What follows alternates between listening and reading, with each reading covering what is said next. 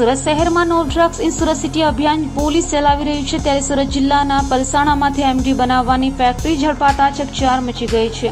Gujarat એટીએસએ પલસાણામાંથી એમડીની factory ઝડપી પાડી કરોડોનો મુદ્દા માલ કબજે કર્યો હતો।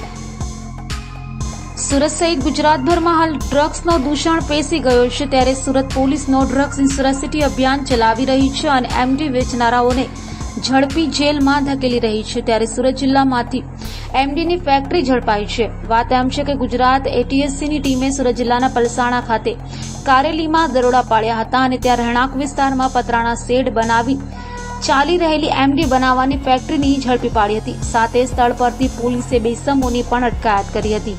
હાલ તો સ્થળ પરથી એટીએસસીની ટીમે એમડી ડ્રગ્સ બનાવવાના કેમિકલ સહિત 4.5 કરોડનો મુદ્દામાલ કબજે કરી વધુ તપાસ હાથ ધરી છે અને આ ડ્રગ્સ બનાવવાનું રો મટીરિયલ ક્યાંથી આવ્યું તથા કોણ આમાં સંડોવાયેલું છે તેની તપાસ હાથ ધરાઈ છે।